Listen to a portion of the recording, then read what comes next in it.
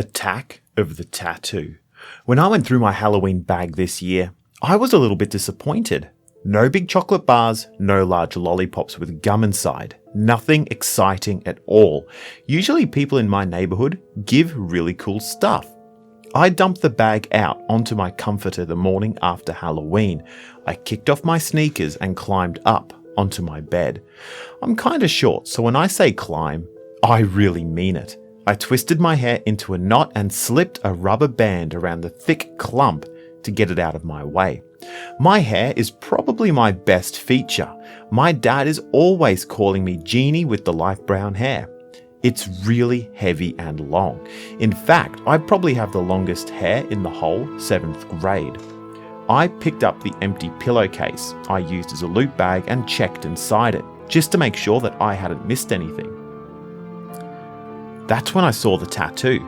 Stuck in the corner of my bag, I found a slip of paper about 3 inches wide.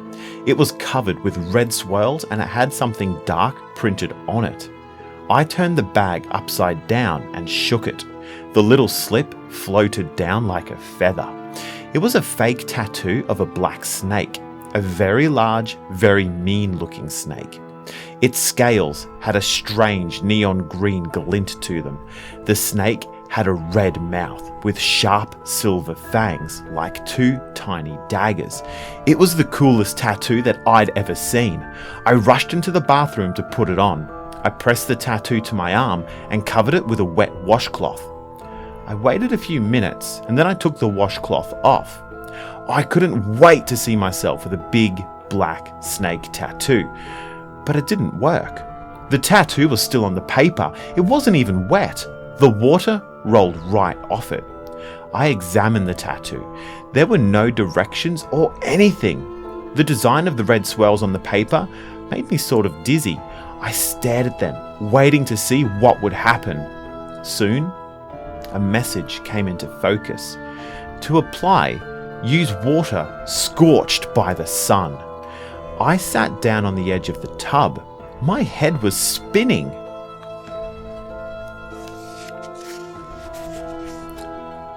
What did the 3D message mean? Did I have to buy some kind of special water? I could think of only one thing to try. In the kitchen, I took a bottle of spring water out of the fridge. Out in the backyard, I held it up into the sunlight. The sun hit the frosted bottle of water and lit it up like a flashlight. I pressed the tattoo to my arm and poured the spring water over it. The water splashed on my t-shirt and jeans. I really hope this works, I thought to myself. When I took the piece of paper with the red swirls away, the snake tattoo was printed perfectly on my arm. Yes, I shouted. I was so psyched. It really looked like a real tattoo. I had to show someone. My parents were sleeping, so I decided to go over to my best friend Maggie's house. I hopped on my bike and pedaled to Lake Street. That's where she lives. I took the shortcut through the park. It was a bit chilly, but basically a nice day. Orange and red leaves crunched under the wheels of my bike. My eyes were focused on the bike path when I felt a twinge on my arm. It hurt, as if someone had pinched me. Then I felt something slither into my lap. Something long and heavy, moving slowly. I screamed as the thing slid over my legs. It felt like a snake. My bike swerved. Closing my eyes, I reached down and grabbed the long scaly thing. It wriggled in my hand, thrashing around. Opening my eyes, I threw the thing into the woods as hard as I could. My heart was beating so fast, I thought it would explode. I kept riding, trying to get as far away from the snake thing as possible. I rode so fast, I almost crashed my bike. It couldn't really have been a snake, I told myself. Snakes that big don't live in a park. It must have been a tree branch or maybe a piece of rope or something. Besides, I told myself, it's too cold for snakes. They like warm places. I decided not to tell Maggie. I was sure it was my imagination. I found Maggie sitting in the den watching TV. Judging from the pile of wrappers on the floor next to her, she had already eaten a lot of her Halloween candy. She loves candy more than anyone I know. She's very pretty, with long strawberry blonde hair and blue eyes. Maggie has freckles covering her face, and at that moment, she had chocolate covering her face too. Maggie was just as impressed with my tattoo as I thought she'd be. "Jeannie, that is the coolest thing I have ever seen," she screamed. "That's exactly what I thought," I told her. "I can't believe how scary your tattoo is. It totally gives me the creeps. The one I got is not nearly as scary," she said, laughing. She shut off the TV with the remote and pulled me down next to her on the couch. "You mean you got one too?" I asked her. "Yeah, it was in the bottom of my bag, but I couldn't figure out how to put it on," Maggie complained. She took out a piece of paper, just like mine, from the pocket of her jeans shirt. "It's not even a quarter as scary as yours." Her tattoo was a green centipede with 100 hairy legs. "I don't know, Maggie," I said. "Your tattoo is pretty gross. I think it's just as creepy as mine." "So, how do I put it on, Jeannie?" Maggie demanded. I almost gave her the secret, but then I decided not to. "Nope," I said with a smile. "No way, what do you mean?" she demanded. "You can figure it out for yourself. It's fun," I told her. Maggie loves a good mystery. I didn't want to take it away from her. "Really, Maggie, you'll have a great time figuring it out," I said. I grabbed the remote from her and switched the TV back on. We had a fun afternoon, watching TV and eating the rest of Maggie's Halloween candy. That night, when I felt the pinch again, it woke me up. My heart pounded. It was the exact same kind of twinge I had felt earlier on my bike. I lifted up the covers to my bed. I peeked at my arm. Perfectly normal. "Everything is okay," I told myself, trying to slow down my racing heart. "Go back to sleep." I settled into my soft white flannel sheets, trying to relax. Then I felt it again. Something was in the bed with me.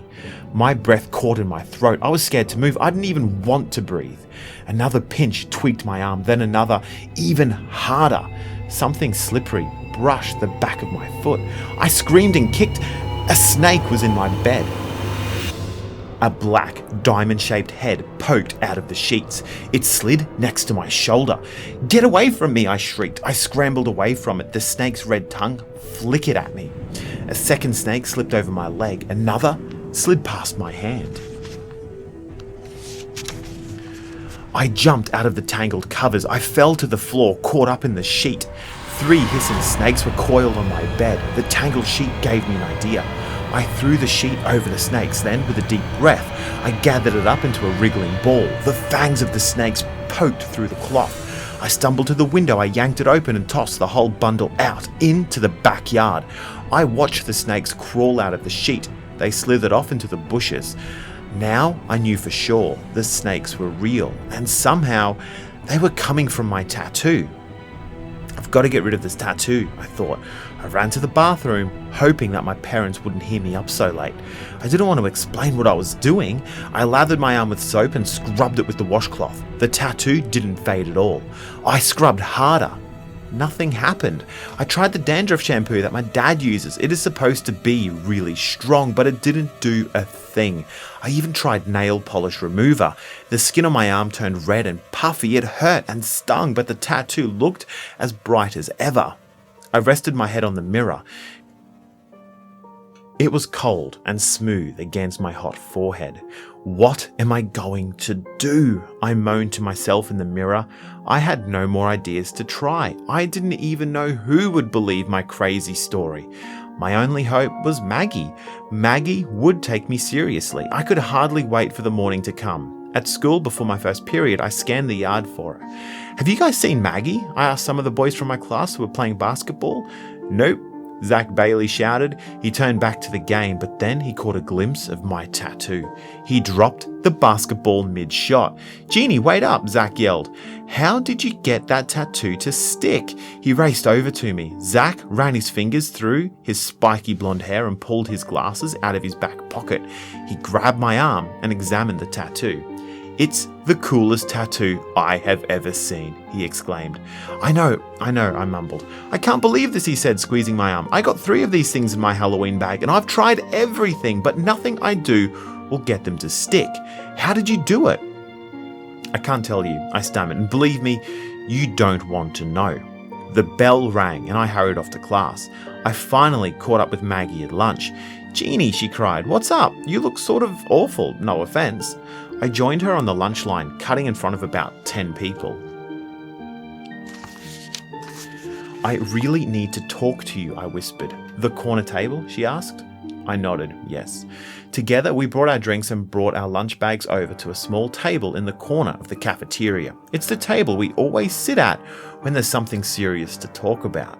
"It's my tattoo," I began. "I'm in big trouble. It's cursed or something." "No way," she murmured, unwrapping her sandwich and taking a bite. "Okay, start at the beginning. Tell me how you got the thing on in the first place. I couldn't figure out how to get mine on." I told her about the sun water and about the snake attacks. By the time I was done, she was already thinking hard about how to get rid of the tattoo. That's why I'm so glad she's my best friend. Anybody else wouldn't have even believed me. "You tried to wash it off?" she asked. "I tried everything," I moaned. "I tried soap, I tried shampoo, I even tried nail polish remover. Nothing will take it off. Look," I cried. I showed her the tattoo. "It looks even brighter than before." "Just give me a minute here, I have to think." She gulped down her chocolate milk. "I've got it," she cried. "Have you tried checking the paper again? If it told you how to put the tattoo on, maybe it has instructions for taking the tattoo off." "Of course," I exclaimed. "That's a great idea. And I kept the paper too. I still have it at home." "Maggie, you're the best." Back at my house, the paper was right where I left it, tucked into the pocket of my jeans. It's a good thing my mum doesn't like to do the washing too often. I flopped down on my bed. The paper crackled under my fingertips.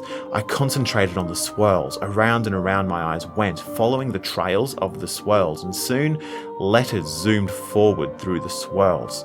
I saw another message. It read, "To remove, use water struck by the full moon." I picked up the phone next to my bed and called Maggie. "How did it go? Any luck?" she asked. "Yes. You'll never guess what it said," I replied.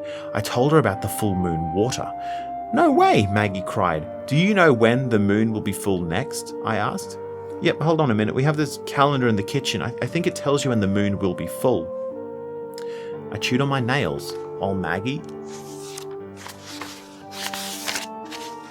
set down the phone and checked the calendar. What if I had to keep the tattoo on for a whole month? The snakes would get me for sure. Finally, Maggie came back to the phone.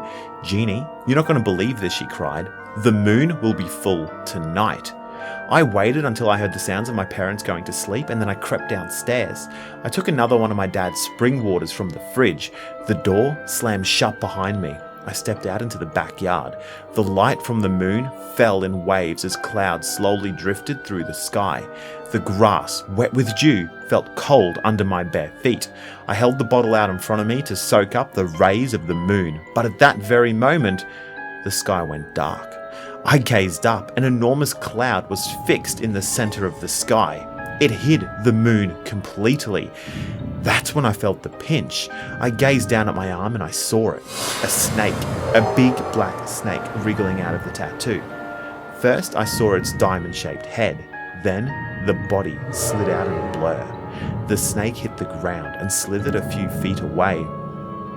I wanted to scream. I wanted to run away, but how could I run away from my own arm? I had to get the tattoo off. I searched the sky, praying for the moon to show itself. To my horror, I felt another pinch on my arm. Another hissing snake fell to the ground, and then another. 5 snakes stared at me out of the darkness, their shining yellow eyes watching me, waiting. Where was the moon? The cloud was moving so slowly. Soon there were 10 pairs of eyes. Soon there were 10 pairs of eyes staring me down. Then there were 15. Then I lost count. Snakes everywhere, hissing, coiling, arching up to strike. Trembling, I backed away from the snakes to the far corner of the yard. I hoped I'd find moonlight. No luck. Only darkness. I heard the slick sound of the snakes slithering through the wet grass, following me. They closed in around me, forming a circle. I clutched my bottle of spring water. My heart was beating so hard, I could barely breathe. Hiss! The snake slithered even closer. I cried out as the cloud passed. Moonlight flooded the yard. It filled my bottle with a clear blue light. Frantically, I tried to unscrew the bottle. The tabs were hard to break. My sweaty hands kept slipping on the cap. No, I couldn't get it open. I felt a hard pinch on my arm, harder than any of the other twinges. I turned to see an enormous snake push out from the tattoo. Its head was as big as my fist. The giant snake's skin was shiny and black. With a moan of horror, I dropped the water bottle. It bounced away into the long, cool grass. The giant snake lifted its head and let out a loud hiss. The other snake slid toward me. I dived forward and leapt over the ring of snakes and grabbed for the bottle. The bottle felt cold in my hand. I turned to face the giant snake. It opened its mouth and spat a gob of hot venom at me. I ripped the cap off the bottle. "Take this!" I screamed, and I doused the giant snake with water. My heart froze. Would the moon water work? The snake hung there in midair, baring its fangs. Then it fell to the ground with a smack. A cloud of steam spiraled up from its body. "It works!" I cried happily. But there was no time to celebrate. The other snakes slithered forward to attack. "Get away from me!" I screamed. Frantically, I splashed water on them. They flipped and buckled, their bodies dissolved into steam. I glanced at my water bottle, almost empty. I poured the rest of the water onto my hand, then I scrubbed my arm until the colours of the tattoo blended together. The muddy colours ran down my arm in a dirty river. Yes! My arm! It was tattoo-free. I stood all alone in the backyard. My nightgown was soaked with spring water and sweat. I will never put on another tattoo as long as I live, I promised myself. Never. I couldn't wait to tell Maggie the next day in school. I opened the gate to the schoolyard and my mouth fell open. Almost everyone in the yard was wearing a tattoo. "Jeannie!" Maggie cried, pushing through the crowd of kids to get to me. "It's so terrible! Zach Bailey heard us talking and he told everyone." That's when Zach himself stepped out of the crowd. He stood in front of us with his hands behind his back. "Thanks, guys," he said, laughing. "If you hadn't explained how to get the tattoos on, I never would have figured it out. Here, a present for you." He slapped something wet and squishy onto my arm. Before I could move, he did the same thing to Maggie. A tattoo of a fat, hairy tarantula shone from Maggie's arm. A sleek grey rat with glowing red eyes stared up at me from my arm. "Maggie, is the moon still full tonight?" I whispered. "Or do we have to wait a whole month?"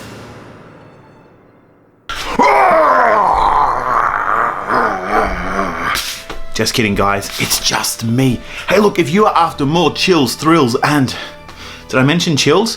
Please subscribe to the Leftovers channel. I'll be doing a whole bunch more super spooky material, especially the Goosebumps book reading. I've tracked down every single one of those 10 tales to give you goosebumps, and I will be reading each story. So subscribe, hit that little bell icon so you can keep getting notified. You know how the system works. And yeah, tune in next time for some more Leftovers from the Leftover Culture Review.